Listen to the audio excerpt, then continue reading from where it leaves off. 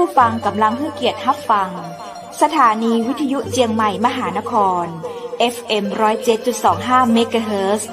อันดับต่อจากนี้ไปเจิญอู้จ๋ากำเมืองกับดีเจคำเพชรเจ้า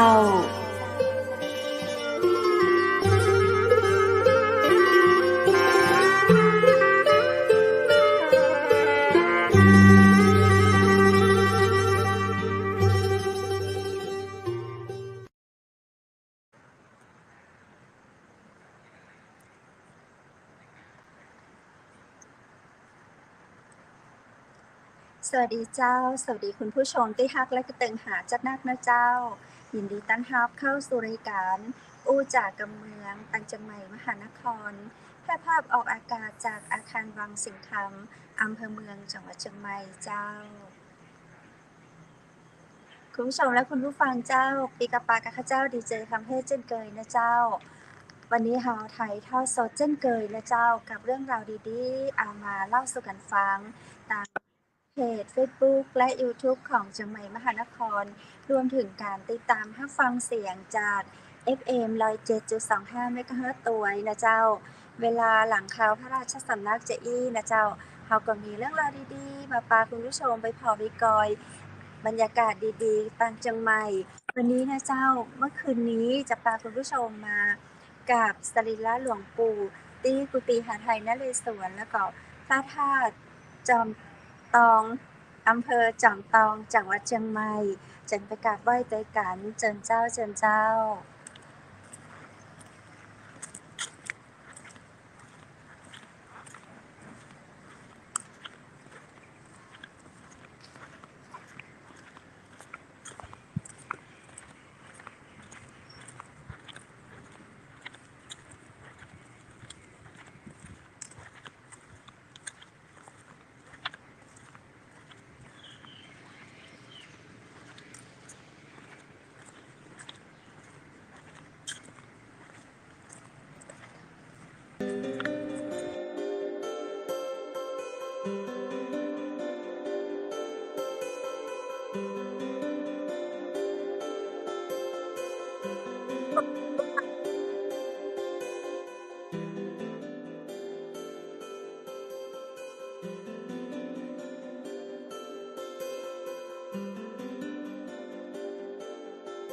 คุณผู้ชมและคุณผู้ฟังเจ้า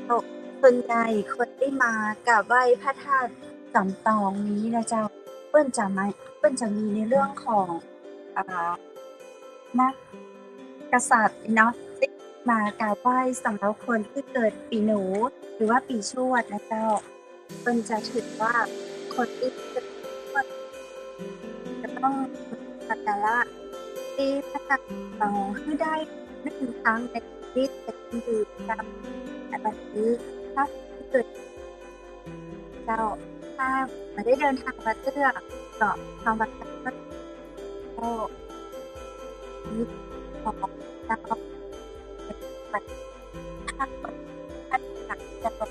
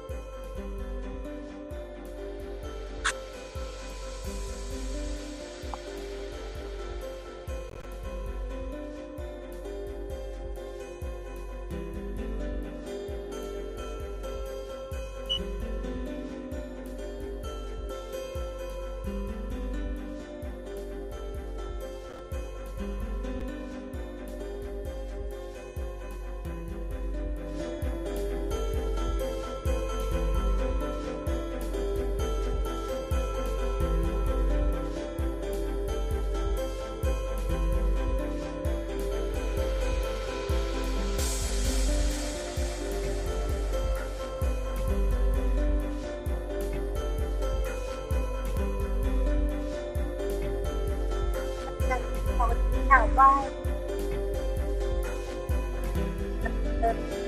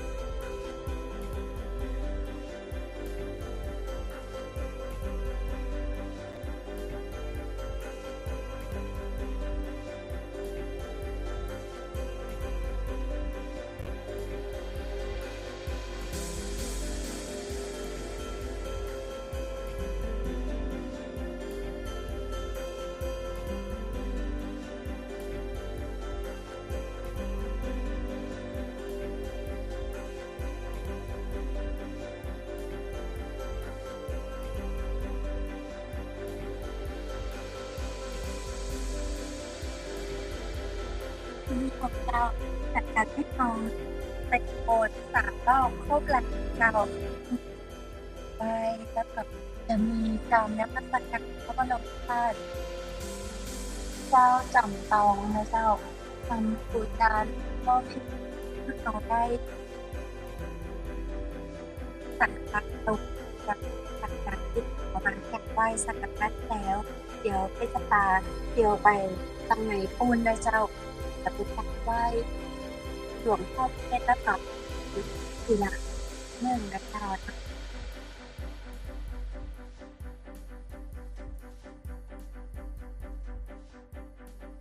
อันนี้ทางวัดเขาก็ได้ยินเสียงเปิ้นกับวัดเย็นเจ้าจะได้ทำจากนโมทนาสาธุตัวนะ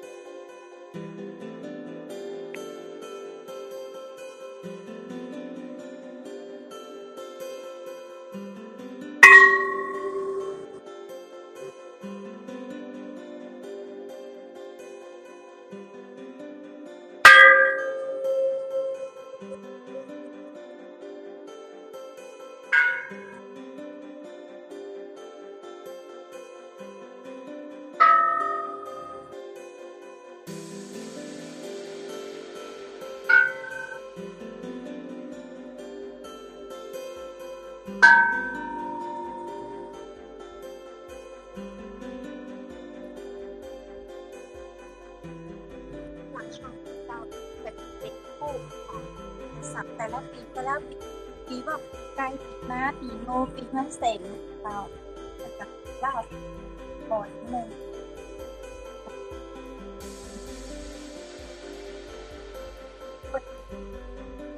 เรา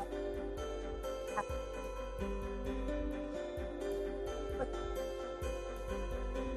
ก่อน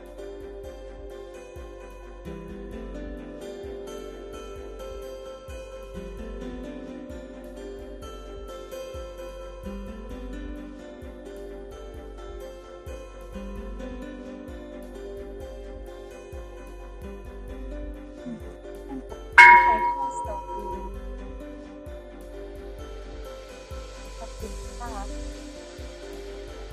คุณกันตอนเดี๋ยวเราไปดู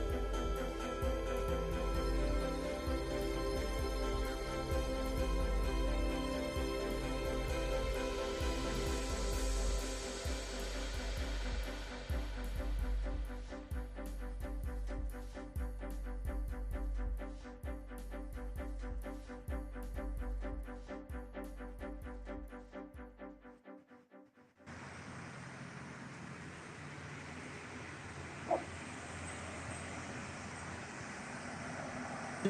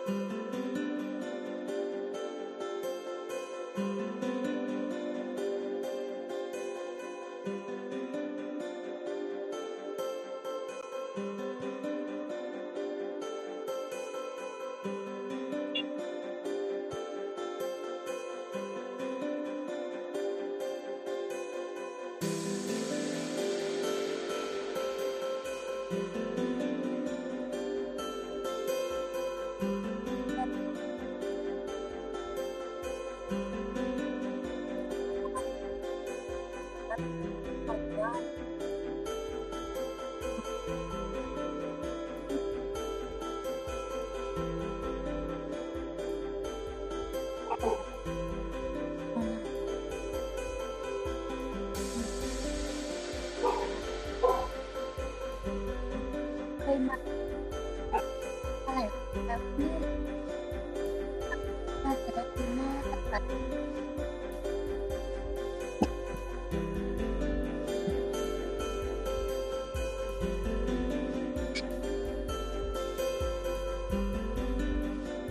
ที่มันไม่มา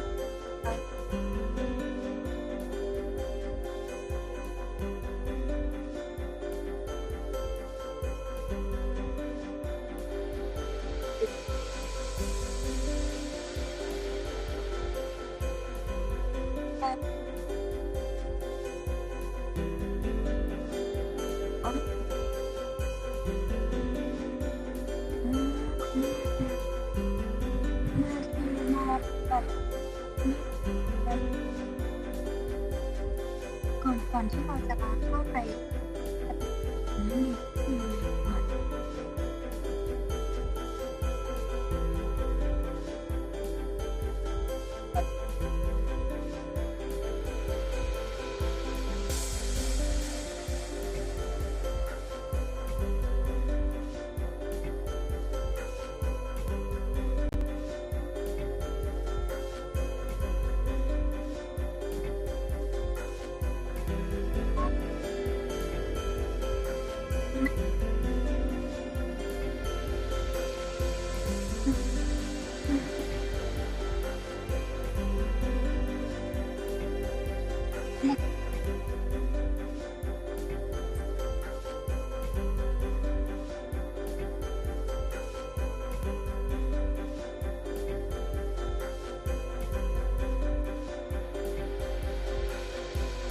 ก่อน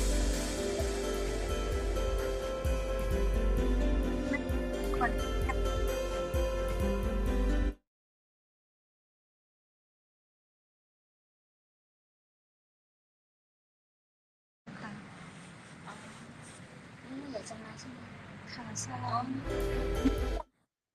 แค่เดินจงกรมนั่งสมาธิมองหมอยิ่งหมอตั้งหมอคนหมอยิ่งหมอเราจะเวลาเดินจงกรมก็ขอย่างหมอสายย่างหมอแล้วจะมีครูบาสอนเองถ้าเรามาทำจะมีครูบาสอนเองจะมีครูบาสอนเราวันนี้เราปฏิบัติ1 วันเราละศีลเป็นครูบาแล้วเราเป็นครูบาอาจารย์ใช่ไหมวันนี้เราก็ปฏิบัติ1 วันเราต้องไปบางครั้งก็ใช้บางทุกวันใช่ไหม21 วันอย่างน้อยที่นี่มีกำหนดไว้ค่ะว่าเราจะต้องปฏิบัติวันเดือนได้เพราะแรกเราต้องเข้ามาต้อง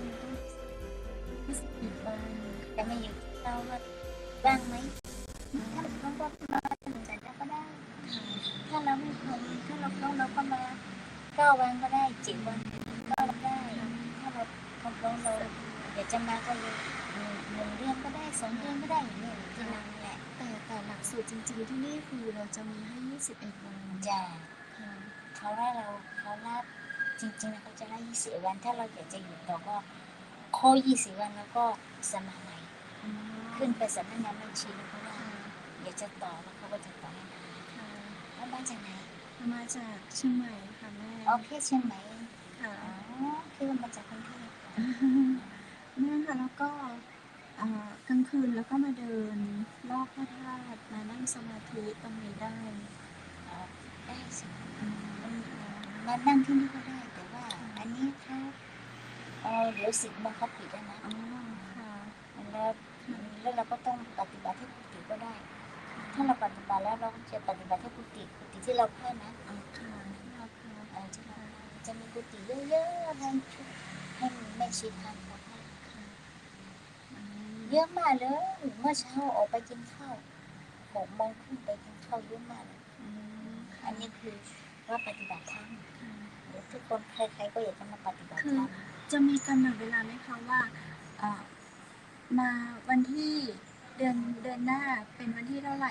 อะไรอย่างเงี้ยค่ะมีกำหนดไหมคะหรือว่าเราสะดวกแล้วเรามาได้เลย แล้วเราที่ใจเรา อ๋ เนาะ อค่ะ เราเดือนนี้อยากจะไปปฏิบัติธรรมมันก็เลยมาสมัครที่สำนักงานบัญชีมันมีสำนักงานบัญชีอยู่ใช่ไหม ค่ะ แล้วก็เอามาให้เขา ค่ะ แล้วว่ากุฏิว่างไหมเราต้องสมัครก่อน อ๋อ ถ้าเรามา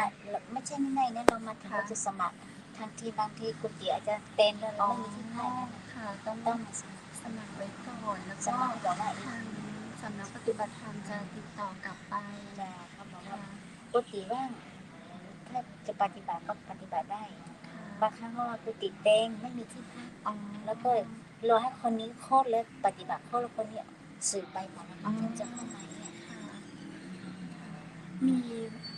จำกัดไหมคะว่า จะต้องอายุเท่าไหร่อะไรอย่างนี้ ไม่เกี่ยวอายุมากก็ได้อายุน้อยก็ได้มันอยู่ที่เรา ค่ะ สาวก็ได้เป็นสาว20 ปีก็ได้สาวก็ได้คนแก่คนเฒ่าก็ได้มันอยู่ที่เราปฏิบัติธรรมอยู่ที่เรา เมื่อกี้หนูเห็นมีต่างชาติมาด้วยอะเป็นผู้หญิงชาวเยอรมันค่ะ เดี๋ยวจะมาปฏิบัติธรรมที่ไหน ใช่ค่ะใช่ มาวันนี้หรือ มา ว่า ห มา ลา ถึ ย งวั วัน น นี้ แล้วค่ะมาหลายวันแล้วเราเห็นเขาอยู่ด้านนู้นเมื่อกี้ก็สร้างไปกับเขาน่าจะที่สำนักปฏิบัติธรรมอะไรเงี้ยค่ะ ที่ไหน เนี่ยหนูไม่แน่ใจเพราะว่าเขาเป็นชาวเยอรมันหนูก็คุยไม่ค่อยเก่ง ไม่ใช่ว่าหนูว่า หนูละคะน้องหนูเดินทางต่อค่ะ เดี๋ยวจะเดินทาง ใช่ค่ะ เดี๋ยวจะกลับบ้าน ใช่ค่ะ ส่งเข้ามา เอาไม่ค่ะเดี๋ยวเข้ามากราบนมัสการ อ๋อ ค่ะ เข้ามาไหว้เจดีย์แล้วจะกลับบ้าน ใช่ค่ะ ที่ว่าถามอย่างนี้จะมาปฏิบัติธรรม ถามไว้ค่ะเดี๋ยวมีโอกาสอย่างที่แม่บอกอะค่ะว่าถ้าเราสะดวกก็มา มาเมื่อไหร่ก็ได้ ค่ะ ถ้าเรามาเมื่อไหร่ก็ได้ถ้าเราบนดีมาถึงพ่อบอกว่ากุฏิว่างเรามาวันนี้เราก็ได้วันนี้เลยเขาก็จะล่าเลยวันนี้เลยอย่าสมมติว่าพรุ่งนี้ใช่ไหมแม่มาวันนี้แม่ว่าพรุ่งนี้แม่จะสมัครถ้าเราบนดีเขาบอกว่ากุฏิว่างเขาก็ล่าเราพรุ่งนี้เลยก็ได้ปฏิบัติพรุ่งนี้ไป ค่ะ ถ้ากุฏิไม่ว่างเขาก็จะกลับบ้านไปอีก2-3 วัน4-5 วัน ถ้ากุฏิว่างแล้วก็เราโทรไปแม่ชีโทรไปแล้วก็คนที่ปฏิบัติเขาปฏิบัติเพื่อแล้วเขาเสียชีวิตเลยค่ะให้ไปแต่ว่าอาจจะว่าง แม่ชื่ออะไรคะ อ๋อไม่ชื่อคำไทยไม่ชื่อว่าแม่สนจาง แม่แสงจันทร์ แม่สนจาง ค่ะ สนจาง แสงจันทร์ค่ะ แม่เป็น ขอ เผ่า บ ด คุ อย ณแม่ด้วยนะคะขอเลยนะคะแม่ แม่เป็นเผ่าดอย ค่ะ เผ่าม้ง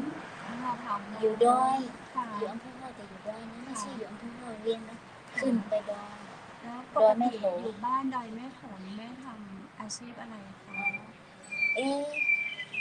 เวลาไปอายุยังหนุ่มนี่แม่ก็ทำให้ทำสวนแต่ว่าปี2 ปีนี่ลูกโตหมดแล้วแม่ก็เลยเข้าลูกเข้าหลัง ปฏิบัติธรรม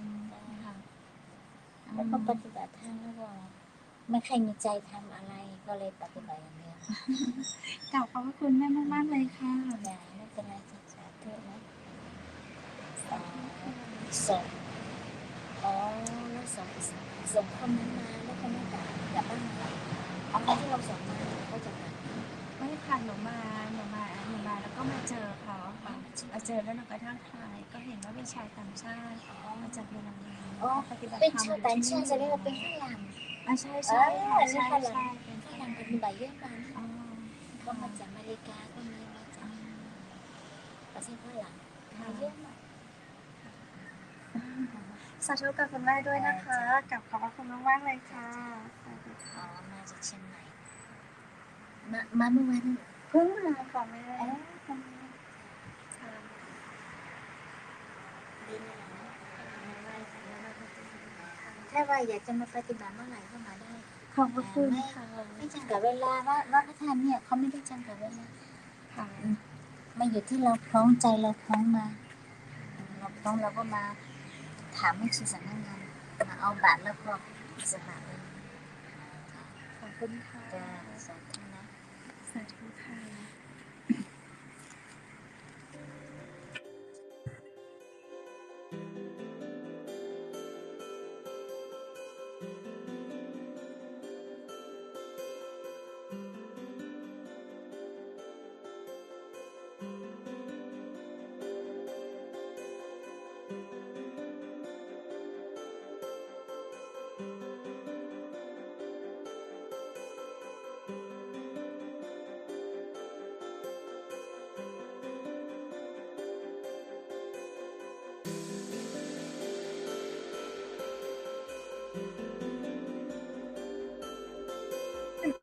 จากเจ้าคุณผู้ชมและคุณผู้ฟังเจ้า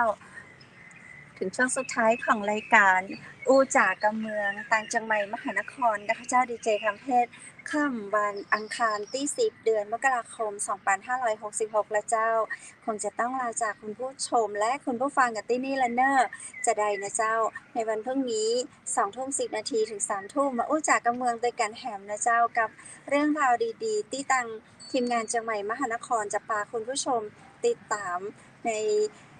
ช่วงหลังข่าวพระราชสำนักจะอี้นะเจ้าจะได้ในวันนี้นั้นก็ขอขอบคุณพระอาจารย์รัตนยาโนจากพุทธอุทยานสวนบุรณรักธรรมตำบลแม่แลมอำเภอแม่ริมจังหวัดเชียงใหม่นะเจ้าแล้ววันนี้ขอขอบคุณโรงแรมแม่เสลียงเวียงงามเจ้าสำรองจองห้องพักได้ที่0536214444และขอขอบคุณน้ำผึ้งแท้น้ำผึ้งตราสารวินนะเจ้าสั่งซื้อได้นะเจ้าที่0626166889แล้ววันนี้ก็ขอขอบคุณแสงประเสริฐโภชนาบริการอาหารโต๊ะจีนระดับ5 ดาวทั่วไทยเลยนะเจ้าขอบคุณสวนกรมงคลและขอบคุณคุณผู้ชมและคุณผู้ฟังที่ฮักทุกคนทุกท่านนะเจ้าพรุ่งนี้ 20:10 นาทีแฮปปี้กับปากันแฮมสำหรับค่ำคืนนี้ขอให้คุณผู้ชมและคุณผู้ฟังทุกคนทุกท่านนอนหลับฝันดีราตรีสวัสดิ์เจ้า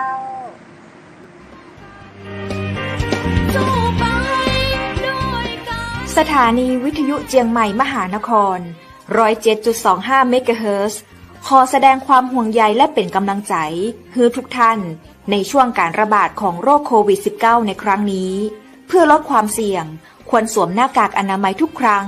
ล้างมือเป็นประจำขอให้อยู่ที่บ้านให้นักที่สุดด้วยความปรารถนาดีจากหมู่เฮาเจ้าเจียงใหม่